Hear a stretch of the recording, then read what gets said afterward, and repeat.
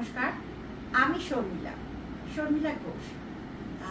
আমি একটি সরকারি স্কুলে চাকরি করি। আমি নাচ, গান, কবিতা, নাটক এসব করি। বাড়ির রান্না বান্না থেকে শুরু করে যাবতীয় কাজ করি।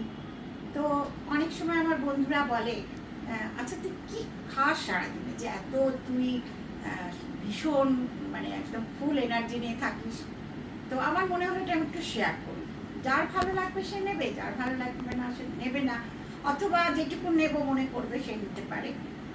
মানে প্রথমে সকালে উঠে আমি আগে গরম জলে মেথি, জিরে, তারপরে মৌরি আর জোয়ান, এটাকে একটু হালকা করে জাস্ট শুকনো করে, মানে কড়াই একটু নেড়ে বা ফ্রাই প্যানে একটু হালকা করে টেলে নিয়ে ওটাকে আমি গুঁড়িয়ে রেখে দিই।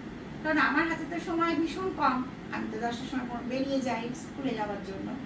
তো আর চিয়া সিডস, ফ্লেক্স সিডস আর কুমড়োর দানা, বীজ যেটা আর কি, সেটাকেও গুঁড়ো করে রাখি।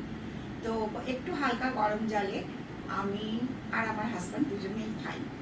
ওটাকে গরম জলে একটুখানি 1 চামচে ওই মেথি গুঁড়োটা, যেটা সবগুলো মিলিয়ে করে রেখেছি, আর 1/2 চামচের ওপর খাই একটু বেশি, থার্ড ফোর্থ মতন ওই বীজ, যে সিডস যেগুলো করেছে ওগুলো খাই।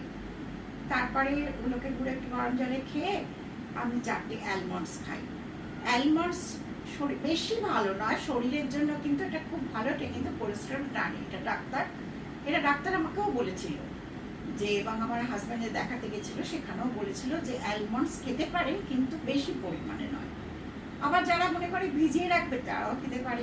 আসলে আমার যেটা মনে হচ্ছে যে ভিজিয়ে রাখলে কি হয়, যদি কোনোদিন আমার খেতে ইচ্ছে না করে তাহলে পরের দিন কেমন একটা হয়ে যায়।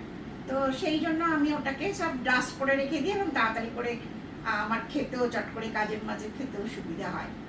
এরপর তো আমার যা যা কাজ আছে রান্না সব করে, চান টান করে, পুজো টুজো করে আমরা দুজনে 2 কোয়া, মানে মোটা মোটা রসুন থাকলে 2 কোয়া, আর না থাকলে একটু ছোট ছোট থাকে তাহলে 3 কোয়া করে রসুন আমরা খাই। মানে ওটা কি করি, যে আমরা খাবারটা খাই তার সঙ্গে চিবিয়ে খেয়ে নিই। আর আমাদের দেখো সবসময় মানে হয় না যে এই মৌসুমি খাবো কি অরেঞ্জ খাবো, সবসময় তো মানে হয় না। আমাদের মধ্যবিত্ত সংসারের মধ্যে অতটা নিজেদের সম্বন্ধে অতটা খাওয়াও হয় না, আনাও হয় না। তো আমাদের সবসময় বলছে ডাক্তার যে একটা মানে সাইট্রাস ফ্রুট মানে যাতে থাকে, তাতে মৌসুমি, কমলা লেবু আছেই। এছাড়া আমি কি করি, পাতি লেবু বড় হলে হাফ করে আমরা দুজনে খাই। আর এবারে খাই যেটা সব থেকে হচ্ছে 5 রকম ভাতে, সেটা হচ্ছে 5 রকম নয়, বলতে গেলে 6 রকম। পেঁপে, কাঁচকলা, উচ্ছে, তারপরে থাকে কুমড়ো, তারপরে পালং শাক, তারপরে এইরকম করে 6 রকম আমরা খাই। পেঁপে, কাঁচকলা, উচ্ছে, পালং শাক, আর একটা হচ্ছে কুমড়ো, এইগুলোই খাই আমরা। যাই হোক, এরকম খাই। তো এই সেদ্ধগুলো আমরা প্রথমে খেয়ে নিই, মানে আগে প্রথমে ওগুলো আমরা সবাই খাই। তারপর ও 6 চামচের মতন টেবিল স্পুনের ভাত খায়, আর আমি একটা ছোট বাটি একটা মানে বাটিতে করে নিই ভাতটা। ওই ভাতেগুলো খেলে আমাদের কি হয়, অনেকটা পেটটা ভরে যায়। আর যেমন ডাক্তার আমার হাজব্যান্ডকে বলেছে মাত্র 3 চামচ তেল সারাদিনে খেতে। এবার আমি যা কিছুই রান্না করি না কেন, যদি আমি সব সবজিগুলো রান্না করতে যাই, প্রথম কথা তো আমি সময় পাবো না এত কিছু রান্না করার সময় পাবো না। দ্বিতীয় কথা হচ্ছে যে সব কিছু রান্না করতে গেলে একটু একটু করে তেল হয়ে গেলেই সেটা প্রায় 5-6 চামচে হয়ে যাবে। তো ওর জন্য আমি নিজে ভেবে রেখেছি, ভাবি আর কি। তো ভেবেই খাই আর কি ওগুলো। তারপরে রসুনটা খেয়ে নিই, তারপর হয় মাছের ঝোল থাকে, আর না হলে ডিমের ঝোল থাকে, বা শনিবার রোববার যেটা খাই আর কি, যদি কিছু ভালো ভালো রান্না করার ইচ্ছা হয় শনিবার রোববার করি, প্রচুরই করি। রান্নাটা আমার প্যাশন, খুব ভালো লাগে করতে। এই খেয়ে আমরা দুপুরবেলা সেরকম ভাবে কোনো টিফিন খাই না। টিফিন বলতে যে ওই মানে সেটা ছুটির দিনে খাই, স্কুলে যাওয়ার সময় আর আমার করার জন্য নয়, এটা মানে ওই তেলটাকে করার জন্য এটা করা। আমি 10টা কিশমিশ, 4টে খেজুর, মাখানা বলছে ভীষণ ভালো, অল্প একটু ঘিয়েতে যদি আমরা একটুখানি ড্রাই রোস্ট করে নিই, একটু নুন মরিচ দিয়ে, মুখটাও খুব ভালো লাগে, ওটা খাই। হয়তো একটা কলা খেলাম, আর তারপরে এর সঙ্গে একটুখানি আমি একটা ছোট শসা আর একটা টমেটো, এটাকে আমি চট করে কেটে নিয়ে চলে যাই, আর একটু হালকা কোনো বাটিতে মুড়ি বা চিড়ে কিছু নিয়ে চলে যাই, ওটা চট করে আমার টিফিনে খাওয়া হয়ে যায়। টিফিনটা তাহলে আমার মোটামুটি হলো ভালো মতো। এগুলো সব কিছু খেলে পেট ভরে যায়। আর যদি পেয়ারা পাই তাহলে আমরা পেয়ারাও খাই। আর তারপরে এবারে তো বিকেলবেলায় স্কুল থেকে ফিরে কাজ টাজ করে নিয়ে এবারে আমি চলে যাই, যেদিন আমি অ্যারোবিক্সে যাই সেদিন আমি চাও খাই না, আর অ্যারোবিক্স থেকে এসে আমি একটু পরে মানে স্নান টান করে তারপর চা খাই। চা, 1-2 বিস্কিট খাই, যদিও বলছে বিস্কিটটা খুব খারাপ, মানে খাওয়া ভালো না, ময়দা থাকে, তো সেই অভ্যেসটা ছাড়তে একটু সময় লাগবে। কখনো কখনো একটু মুড়ি দিয়েও খাই, যা হোক কিছু খাই আর কি। খেয়ে আমরা 8:30টার সময় ডিনার করে নিই।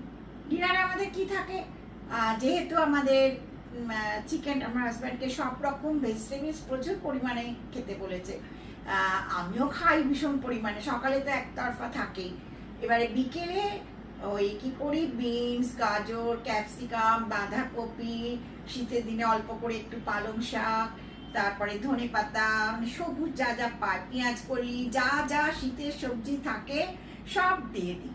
দিয়ে এবার ওটাকে একটা বড় বড় বড় করে চিকেনের পিস থাকে, দিয়ে ওটাকে আমি চিকেন স্টু বানাই। তো ওই স্টুটা আমরা রাত্রে খাই। আর আমি শনি মঙ্গলবার খাই না, তো শনি মঙ্গলবার ও খায় না, তখন আমরা একটু হালকা কোনো আলু কুমড়ো পটলের ছক্কা করলাম, বা কোনো পনিরের কিছু আইটেম করে নিলাম, এরকম খাই। সপ্তাহে আমরা 2 দিন নিরামিষ খাই, আর 3 দিন 5 দিন চিকেন আর ডিম মিশিয়ে খাই। তবে রাতের ডিমটা অ্যাভয়েড করি, বেশিরভাগ দিনে আমরা সকালে অল্টারনেট করে খাই। তো খাওয়ার পর আমরা 8:30টায় খাই, কিন্তু শুতে শুতে আমাদের সেই 10:30টা করি। কারণ খাবার পর যেটা দেখলাম, অনেক কিছু পড়ে দেখে মানে বুঝলাম, ডাক্তারের সঙ্গে পরামর্শ করে বুঝলাম যে খাওয়ার পর অন্তত যেন 1.5 থেকে 2 ঘন্টা গ্যাপ থাকে। মানে খাওয়ার পর যেন আমি আমার কাজগুলো করি, যেমন যদি আমার কোনো কবিতা মুখস্থ পড়ার থাকে, বা নাটক পড়ার থাকে, বা গান করার থাকে, সেগুলো লেখা, বা কোনো লেখালেখির কাজ থাকে, খাতা দেখার থাকে স্কুলের, সেগুলো করি। মোটামুটি 10টা থেকে 10:30টার মধ্যে শুয়ে পড়ি। তো এই হচ্ছে আমাদের রেগুলার রুটিন। আমার সপ্তাহে 3 দিন অ্যারোবিক্স থাকে, আমি করি। আমার হাজব্যান্ড হাঁটে, ওয়াকিং করে, কখনো ছাদে করে, কখনো রাস্তাতেও করে। তো আমার মনে হয়েছে যে এটা একটু সব বন্ধুদের সঙ্গে শেয়ার করা খুব মানে ভালো আর কি। এটাতে আমি কিন্তু প্রচুর এনার্জি পাই। কিছুদিন আগে আমি যখন ছেলের কাছে গেলাম, তখন ছেলে আমাদের পুরো বডি টেস্ট করলো, কোনো কারণে আমার হিমোগ্লোবিন একদম কমে গেছিল। হঠাৎ হিমোগ্লোবিন যিনি ব্লাড নিতে এসেছিলেন, তিনি দেখেই বলছেন যে আপনার তো হিমোগ্লোবিন কম আছে। আমি তো বুঝতে পারি না, আমি কি বলছে, আমি এত হাঁটছি চলছি ঘুরছি। কি হতো, মাঝে মাঝে খুব দুর্বল লাগতো, মানে কিছু রেস্ট করে করে কাজ করতাম। তারপর সেইটার জন্য ডাক্তার দেখালাম, তো উনি আমাকে মানে ক্যাপসুল দিলেন, আয়রন ক্যাপসুল দিলেন, D3 দিলেন, এসব দিলেন। তো সবাই বললো যে শর্মিলা, কুলেখাড়া শাক যদি তুমি খেতে পারো তাহলে কিন্তু খুব জলদি কাজ করবে। সত্যি তাই। আমি এই বলছি না যে শুধু কুলেখাড়া শাক খাচ্ছি, আমি তার সাথে ওটাও খাচ্ছি, ওষুধও খাচ্ছি। কিন্তু ওটাকে আমি কি করি, স্কুল থাকলে স্কুল যাবার আগে ওটাকে সব একটা করে আঁটি নিয়ে ওটাকে পুরো ভালো করে, সবসময় বলছি শাক কিন্তু ভীষণ 4-5 বার করে ধুয়ে নিতে হবে, নিয়ে তারপরে ওটাকে ভালো করে প্রেসারে 1টা কি 2টো সিটি দিয়ে দিই, দিয়ে ওটা পুরো পেস্ট হয়ে যায়। এবার আমি মিক্সিতে মানে এতটুকুন জল দিয়ে করি আর কি, মিক্সিতে ওটা মিক্সি মানে করে নিয়ে চালিয়ে নিয়ে ওটা যে 1/2 কাপ মতন হয় ওটা আমি খেয়ে নিই। সত্যি আমি আজ এটা প্রায় 20-25 দিন করছি, 22-23 দিন তো হবেই। তো সত্যি আমি খুব উপকার পেয়েছি। মানে আমার খুব জলদি, আমি এখনো করিনি, তবে এটা আশা রাখছি যে আগের বারে 6 থেকে 8 হয়েছিল, এখন মনে হচ্ছে এটা বেশ ভালোই হয়ে যাবে, 10-এর উপরে উঠে যাবে মোটামুটি, 11-12 থাকলে ঠিকই আছে। তো আমি যে এত এনার্জি পাই, মানে আমি যে সেই সকালে উঠি সারাদিন কিচ্ছু করি না, মানে একদম শুই না কিছু, মানে হয়তো একটু কোনোদিন যদি অ্যারোবিক্স না থাকে তো একটু রেস্ট করি, তারপর নাচের ক্লাস থাকে, গানের ক্লাস থাকে, এইসব নিয়ে আমি খুব ভালো আছি।